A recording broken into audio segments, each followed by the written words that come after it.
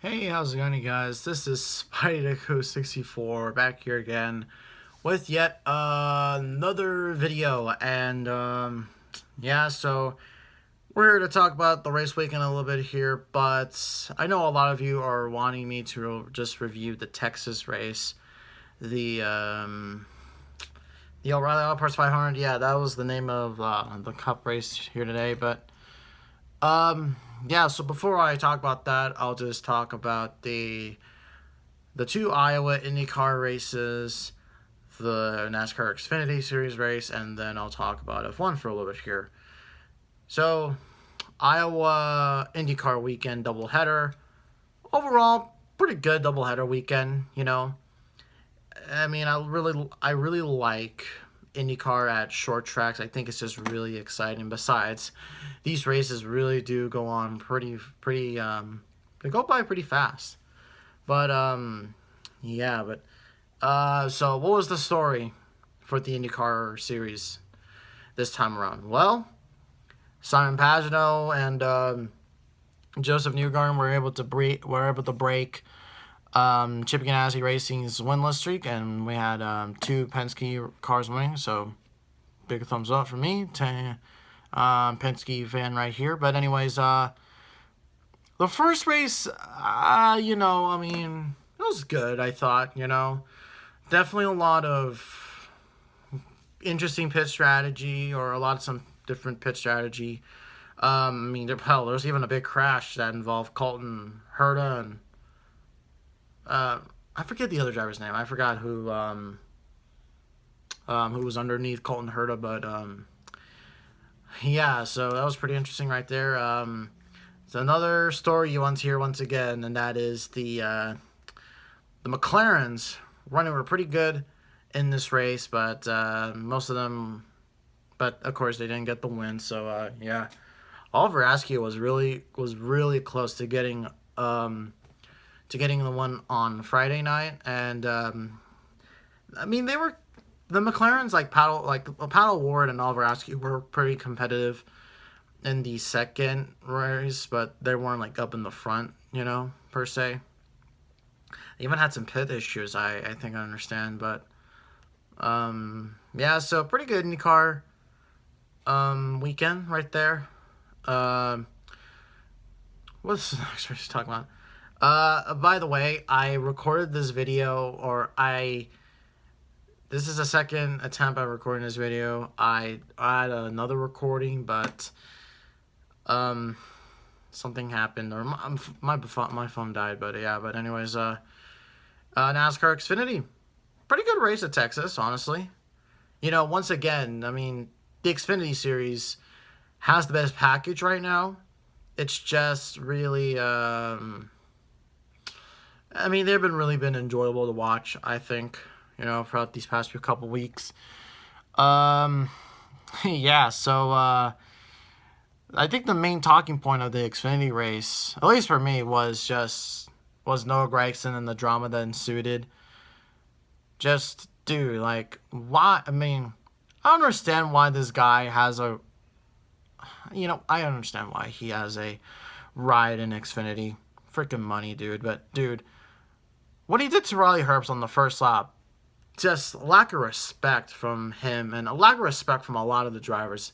Goddamn, NBC was going heavy-handed on these guys. You would never see this from Fox. Legit, the Fox guys, you only hear Adam Alexander and Michael Watson saying, well, that's just a little bit of racing incident, so not much trouble from these guys, you know.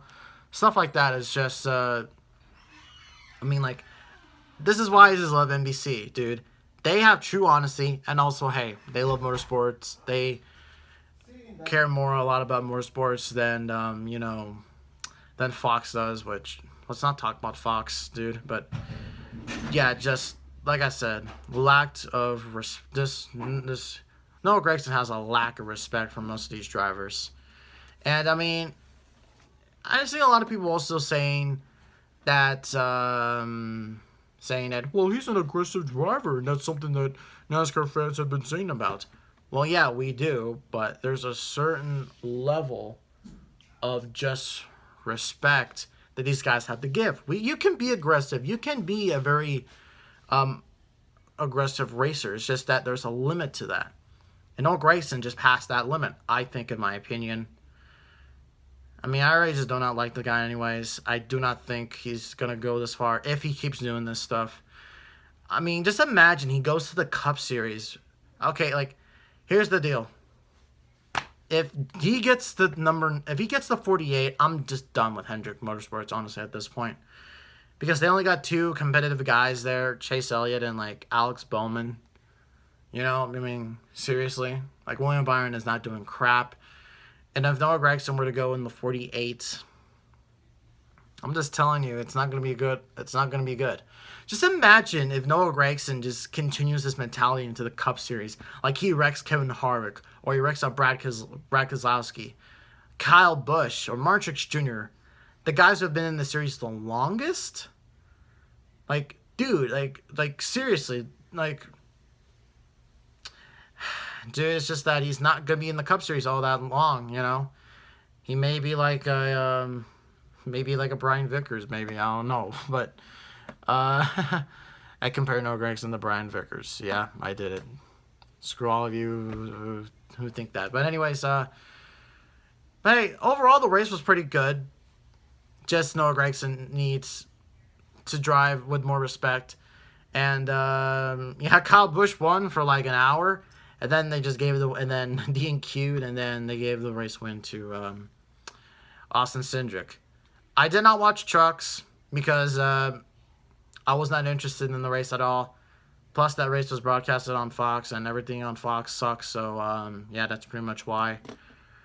Yeah, so F1, Hungary.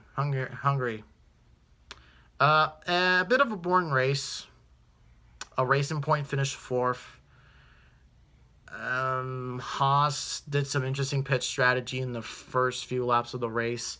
Lewis Hamilton pitted with like 4 laps to go just to get the fastest lap.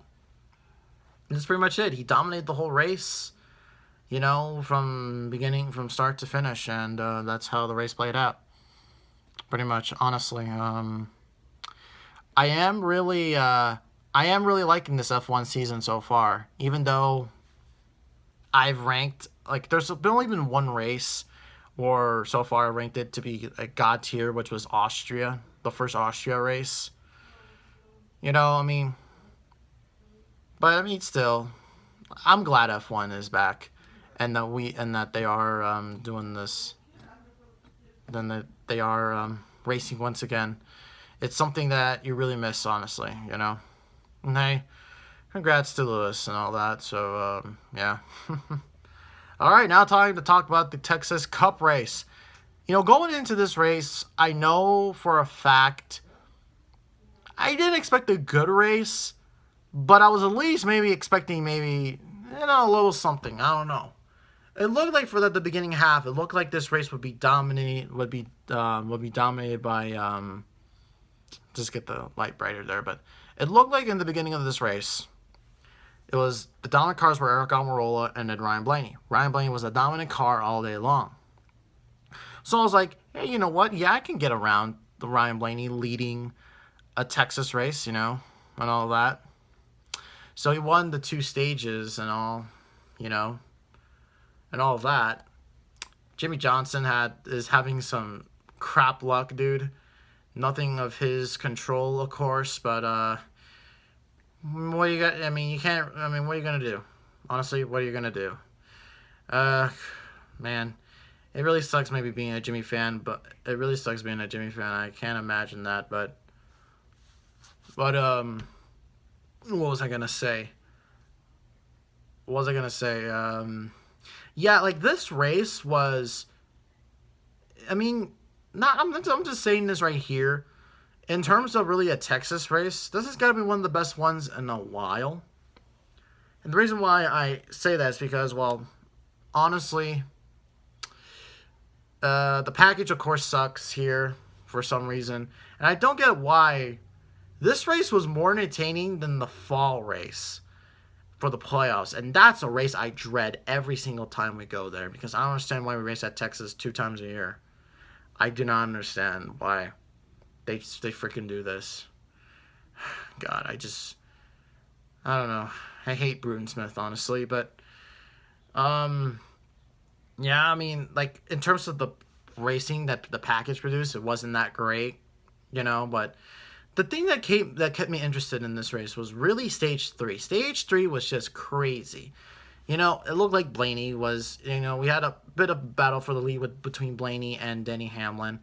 And then what then resulted was, some pit strategy. And it looked like that Kyle Busch, Kevin Harvick, Joey Logano were going to stretch it on fuel.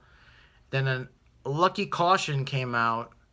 I forget who it was. Yeah, it was Quinn Half that wrecked himself going underneath Christopher Bell, going up against the wall, ruined the Burritos day. Yeah, that couldn't help, but yeah, so that sucked, honestly, for D Burrito. It sucked for the whole Starcom racing team. There's a guy named Landon Castle. You can hook him up, but anyways, hey, money is what will get you NASCAR, but we're not here to talk about that. So anyways, what this set up, this took Blaney and pretty much the front-running guys out of contention, like Denny Hamlin, who also crashed on one of the few, who also brought out like one of the final cautions. And dude, it's just like it's the race now played into the hands of Austin Dillon and Tyler Reddick. Like, dude, that I'm like, oh crap. I mean, like, I was all like, either Tyler Reddick or Austin Dillon's gonna win this race, and I was pulling for Tyler Reddick in the final few laps of the race. But of course, Reddick didn't get it, and Austin Dillon got it, and he was able to hold off, Kyle Busch, Kevin Harvick, and Joey Logano for that win, and I mean. Yeah, so that's pretty much the story. Austin Dillon wins at Texas. And honestly, this isn't crazy as Cole Custer last week. And the reason why is sort of just because, Dillon has already won 2 times already in the Cup Series. One of those wins is, I still am I'm still very mad about to this day. And just, dude, I mean, who would have picked Austin Dillon to win? Like, I mean, I had a feeling that RCR would do good this season, and they are doing pretty good this season. I didn't think they were going to be playoff contenders. Like, I didn't think they would make the playoffs because there's a lot of good guys in the playoffs right now, but Cole Custer sort of opened up a window saying that, hey, dude, you could just win a race, from buttfuck nowhere, and all that, and just, yeah. So we had another upset winner, which was Austin Dillon, and to be quite honest, out of Austin Dillon's wins, this one I feel takes the cake, because I feel like with this one, he at least led a few laps in this race, because I feel like in his previous in his last 2 wins, he only led 1 lap. Here he led like the final 22 laps. So he did have to fight for it, honestly. He didn't have to, it wasn't field strategy, wasn't wrecking a guy. So yeah, he actually had to set up the win. And RCR, they played the strategy pretty good, honestly. So what do I have to rate the Texas race? Overall, in terms of really the actual racing product, wasn't great, but this race wasn't boring. It was pretty entertaining, not gonna lie. That's really how you make a good Texas race, or one of these mile and a halves. That's how you make it good. I thought this was a pretty good Texas race in terms of the new reconfiguration of Texas. So that's just what I think. Austin Dillon's now in the playoffs. I was pulling for Reddick in those final few laps. I didn't get a good sleep last night, so I'm pretty wheezy right now.